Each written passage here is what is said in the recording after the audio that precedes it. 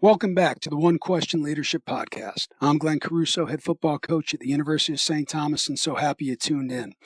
My dad was the single greatest man I ever met. He used to tell me, Glenn, I'm not going to tell you how to be a man. I'm going to be a man. I'm going to let you watch me, and you're welcome. That always struck me very deeply. My dad never intended to try and make my path easy or smooth or devoid of any hurdles. He understood that very strain and struggle was part of the journey that's going to make every one of us into the person that we're intended to be. I would encourage everybody to think when they're leading people that our job is to prepare the child for the path and not the path for the child. And remember, if we're doing it right, we're coaching football for life.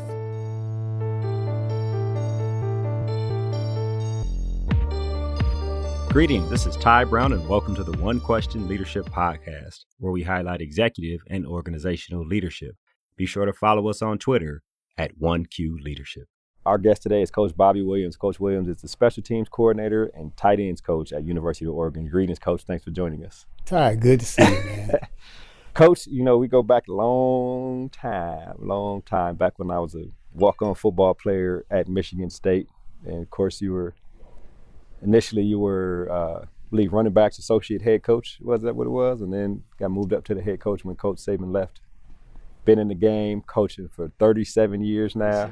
Of course, head coach there at Michigan State, coached at a number of different places, NFL, a couple different conferences. Now you find yourself at Oregon. I'm kind of just real happy to be able to talk to you right now. This has been an exciting time for me because we just come off a championship, a Rose Bowl victory. Right. So, it's not often you can, leave one program and go into another program and really be a part of something special that's going on right now. But right. No, I'm having fun, man. Yeah. Well, I have you on here, Coach. I talked to you a few years ago. You were talking about, Ty, I'm not far from retiring, and you try to figure out the steps you have to take. We had that conversation. Then a couple years later, I see you get the job at Oregon. I'm like, just like your coach, can't stay away too long now. I wonder about leadership, Coach. Obviously you were the head coach when I was there at Michigan State. Gave me a scholarship, you and Coach D'Antonio. I was so happy about that. But you've seen a bunch of different leadership styles. I wonder what those styles have taught you from your own leadership when you first started back years ago to where you are now as you develop young men in the game of football. Well, this football has been a big part of my life for so many years and goes all the way back to when I started playing in high school. And my high school coach to this day is still a big part of my life. Right. And, one thing he always taught us is about hard work and sacrifice and really building the character of young men. And that's generally how I coach to this day and try to build up their character and, just try to instill in them what it takes to be successful. And it's very hard. It's very hard. It's very tough because everybody is different. Everybody comes from different backgrounds. But the one thing about this game, it creates a unity of how to work together as a team. And to be able to work with a young man that's from a different part of the country, that's a different race, and to teach him how to do that, man, that goes a long ways. It does. You've worked with a number of different personalities. You spent a long time with Coach Saban, of course, at Michigan State, briefly with the Dolphins, then down at LSU, and I guess with Alabama too, right? And his leadership style, the way he leads, and different people are the way they lead. You always have your own leadership style, but I guess there's an adjustment to how the person who is the head coach of the program where you are leads at the moment too. Tell me about that aspect when you get into a program, going to work there at Oregon. Well, I've worked for, a number of different guys, and when you start out as a young coach, you're always aspiring to learn as much as you can. And I was very fortunate to be able to work for Coach Saban for 18 years. And so I was able to watch him grow, develop, lead, and build a program. And man, you see how it's done. And, we were a part of a lot of success at the University of Alabama. It was a wealth of knowledge that I was able to take from him.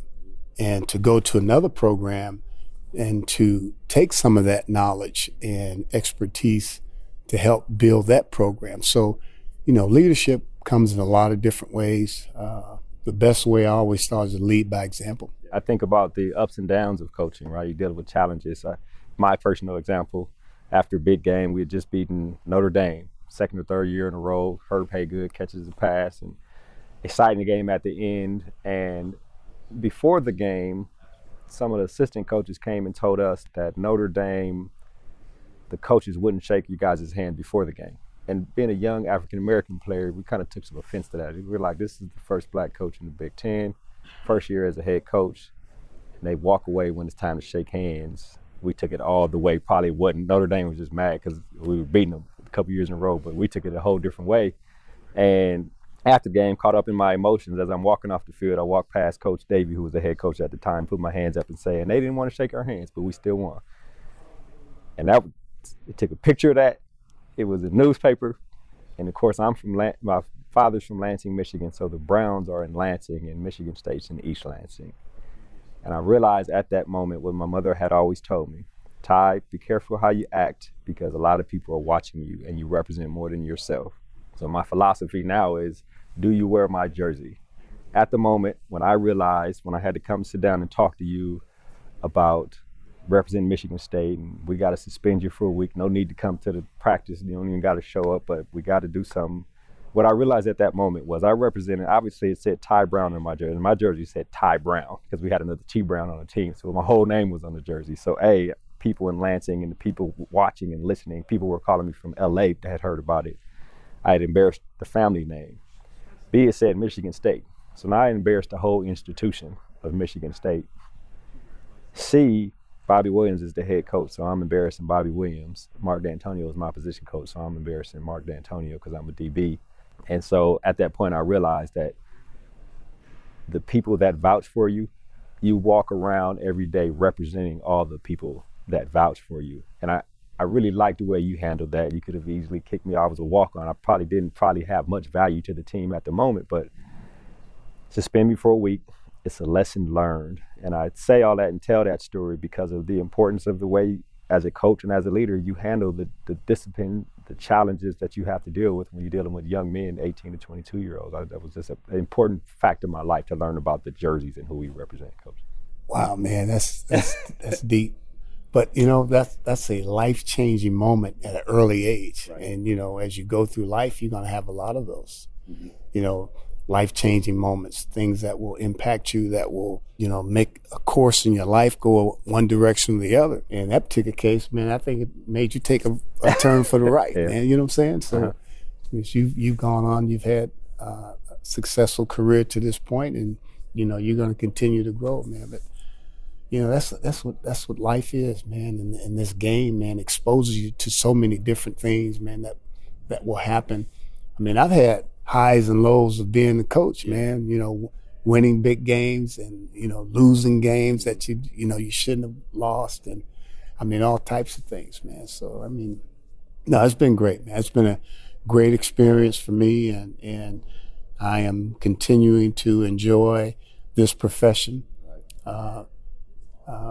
You know, being here at the American Football Coaches Association meeting, I haven't been here in so many years. It's nice to see some old friends and guys, old faces. A lot of us have a lot more gray hair since the last time you saw us, Coach. I have a few of my own. I think last time you were here, after when I was working with the AFCA and had you on talking special teams, I was happy you did that. I do wonder for coaches, somebody like you who's been in for a long time, you know, things kind of level out as you experience and get older. Things kind of level out.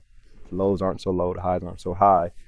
But when you got a kid that you probably couldn't get through, you have to kick him off the team or you send him back home or whatever. Tell me about how that affects a coach, right? Do you think about that? I mean, you know, you've given them opportunities, but then you got to move on. How does that affect you as a coach? Well, it has a tremendous effect, especially if it's a young man that you recruited, that you sat in his living room and, you know, you told his mom and dad that, hey, you know, he's going to have every opportunity to be successful, and then you come to your place and it doesn't work out. Those are difficult moments, but I can honestly say that I haven't had very many of those in my career. I've had a few, but I haven't had a lot. And because I try to, you know, especially the guys you recruit, the guys that you coach. And one thing about coaching special teams, you coach the entire team. Yeah, right. So I have a relationship with just about everyone.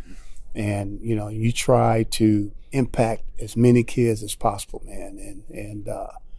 And then when you see them have success, man, I mean, that's my reward, is watching them have success. And when they don't succeed, man, it's difficult, man.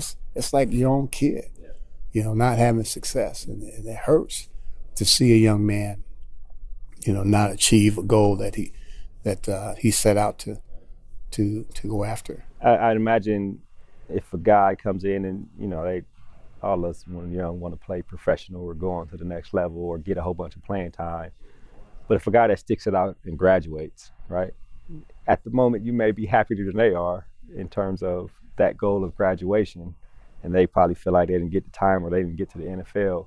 But I guess the return on that is just as great as somebody making it to the pros or achieving whatever goal they try to. Well, you know, the thing you have to let them know is that, you know, graduation isn't the end. Right. It's the beginning. It is. It's just like when a young man signs his national letter of intent. You know, it isn't the end. It's the beginning of something big that's about to happen. Well, when you leave college, man, it's the beginning of the start of your career, you know, whatever that may be. And, you know, if you have an opportunity to go play at the next level, I mean, that's bonus, because you're only going to do that, you know, for 5 years at best. But then now what are you going to do? So, you know, and it's so amazing when you see the guys that get that opportunity and then the guys that don't get that opportunity, but then they go on to achieve in another way. And to see how they go develop, and then they become fathers. They raise a family, you know, and then what's really crazy is 10, 15 years, now you're recruiting your son. Yeah, that's the thing. I'm serious, man, because Musa and Muhammad, man, you know, coaching him, and then, you know, have an opportunity to see his son come Mark up, you know, Ingram, and so many of the Ingram, guys, yeah. you know, Mark Ingram. I mean, it's just so many of them, man. That's interesting. That's awesome, man. It is. It's a good part of the profession. Oh yeah. I'll ask a couple more questions here, and then we'll wrap, Coach. I had the privilege of you guys giving me I'm glad you're on, because I can thank you for all this stuff publicly, right? In the past, I've always asked you this question, but, you know, as a walk-on, a couple scholarships opened up. You gave me a scholarship. I guess Coach D had to vouch for me too, being a position coach, and so I'm always appreciative of that. And I used to always ask you when I ran into you was how long it's going to take me to pay that back. You always had some quip like, you keep doing what you're doing, you'll be paying it back on your way through life. But I really appreciate that opportunity that you gave me there. And some coaches value walk-ons, some coaches don't. But I guess the addition to a team is special, and especially when you talk about special teams, depending on how it's set up.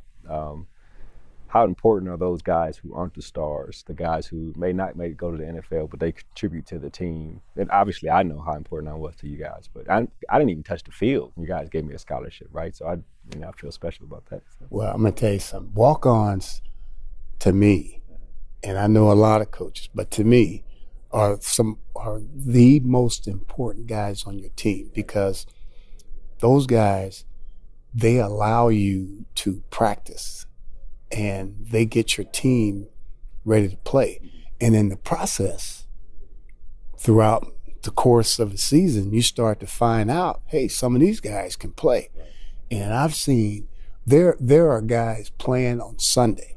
There are guys that are playing in the playoffs this year who walked on at some institution.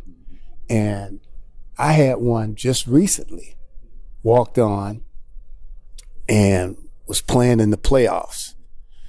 And man, that made me so proud, because I watched that guy, all right, on scout team for, 2 years. And then he eventually became a player on special teams, that eventually became a starter on defense, that eventually got an opportunity with the Buffalo Bills, and now he's starting the corner, all right, for a playoff team. Yeah, it's interesting. You know what I'm saying? Mm-hmm. So, those are, man, I mean, I know his, his road to his success. You know what I'm saying? I was a part of that and watched him go. And there's so many guys, but guys, man, they are a big part of our program at University of Oregon right now. They allow us to practice, and some of them guys, they play for us on special teams. Right. And I'll be telling the story about some of them guys one day. Yeah, right, exactly. Last question here, Coach. And you've been in it 37 years. You're getting honored this year as a 35-year member of the American Football Coaches Association, lifetime membership. And of course, I've been involved with the game for 15 years. I graduated in 2001, and maybe a little longer than that. Then I guess involved with football and college football, and basically the profession and athletics in general. You see guys come and go, and we lose guys over time. We talked about this before we were online. I talked about some of the guys from Michigan State. Of course, we just talked about Chuck Rogers, Ray Hill, a lot of the guys. And I guess one of your mentors was probably George Perlis, who recently just passed away. As you get older, I guess it doesn't get any easier, especially when you lose a former player or something like that. Talk to me about your thoughts on that as you continue to move on through the profession and your career of just players and friends and coaches. I know when you lose any family member, teammate, it's very difficult because, no one knows, reasons why these things happen, man. But they're tough. It's a part of life, and I know, we're all going to be subject to death at some point in time. It's tough, man. You lose a teammate, you lose a coach, you lose a family member. It's very difficult, man. It's very difficult. You just try to be there for the family as best you can and show some support. But it's difficult, man.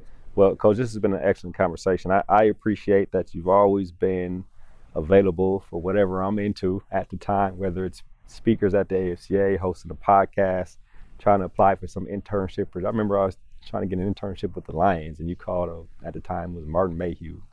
You called him for me and helped me get that interview at least. And I appreciate everything you've done. I enjoy watching your career. I know you have fun doing it and seeing the kids that were running around the football office when they're up and getting married, coaching, or doing what they're doing now.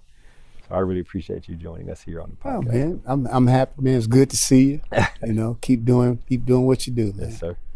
Maybe I'll see you on national TV one day. Who knows where we're going with this, right? That's right. Well, I appreciate it. That was Coach Bobby Williams. He's a special teams coordinator and tight ends coach at University of Oregon. Of course, my former head coach at Michigan State.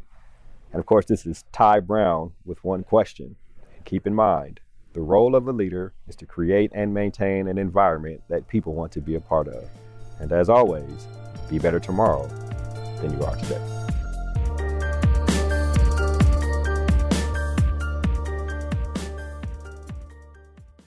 This episode of the One Question Leadership Podcast is produced by Spades Media Group, solving problems using creative leadership.